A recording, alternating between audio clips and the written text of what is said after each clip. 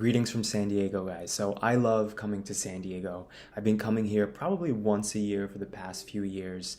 I lived here. I don't know if we can say I lived here. I was here for 2 weeks when I was playing Nomad around the country.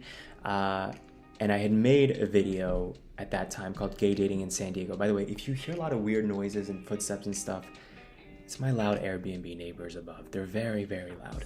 But anyway, I made a video about my time in San Diego there, Gay Dating in San Diego, if you want to check it out. And then I made like a part 2. So I guess in a sense, this is like a part 3, but I also feel that that's a little excessive. So I kind of just want to talk about my observations this time around. Every time that I've been here, I've spent like about a week or so. And it's funny how you'll have like a consistent experience or a consistent pattern, and then sometimes something's actually a little different and you're like, weird that I didn't experience this the first few times, right? So that's exactly what happened this time.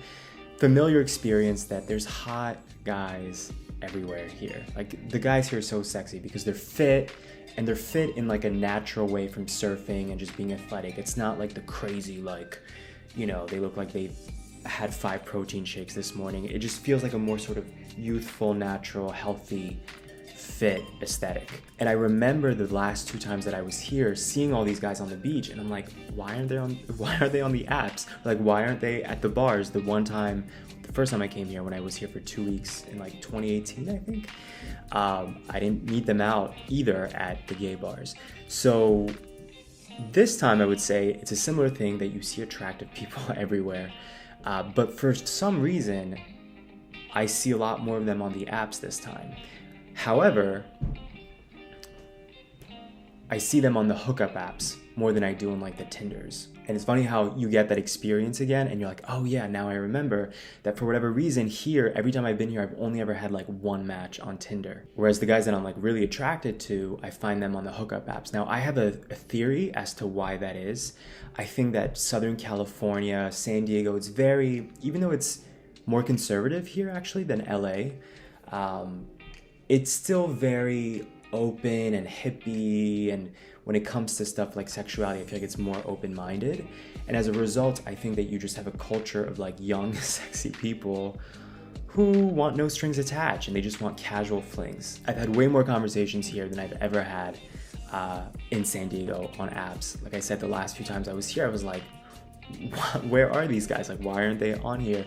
This time I have talked to a lot of guys, and one clear thing that I noticed is that people here are just so much nicer, like more polite. And I think in Miami, I've gotten used to this like cutthroat sort of, you know, there's something about not just Miami, I think the East Coast is just more type A and more like, you know, I want what I want and you know, get out of my way. And I feel like here in California, people are more chill and more, I don't know, I think maybe even more genuine. So I've had several guys be like, how's your morning going? And I'm like, I'm not used to men asking me how my morning is on these apps. It's nice. But of course, it's still the same bullshit, right? You still have people who, you know, you say something that makes them realize they're not as interested as they thought they were, and then they block you, right? Or, you know, just the weird behaviors of like, they ask you for pictures, but then they don't send pictures. But one thing that I thought was fascinating that I had to share, I have never been in a city, I've never been in a town, city, country, whatever. I've never been in a place,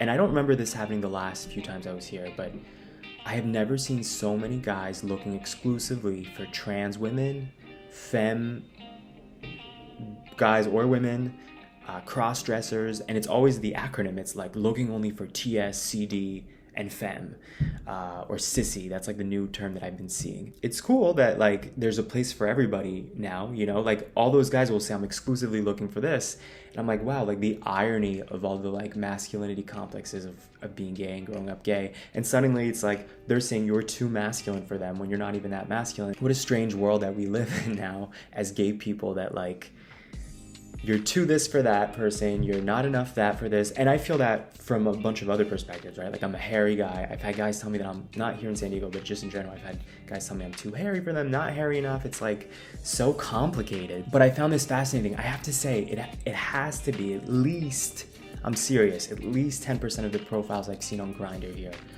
are looking exclusively for trans, femme, cross-dressers, etc. Again, I think that's related to the culture here. I feel like people here are just more open-minded about sexuality, and I wonder how much of it is like they're also attracted to women and maybe even men, more traditional men, you know, that they can meet out in public, and maybe there's just this huge concentration on the app because they don't know where else they could find trans women, right? So it's like going directly there to fulfill that like fetish. So these are my observations the third time around here. Again, it's funny how like certain things I haven't picked up on the last few times, and then certain things are still consistent. And I guess that applies to Miami as well. Like there's been a clear shift in Miami since I first started going there in 2015.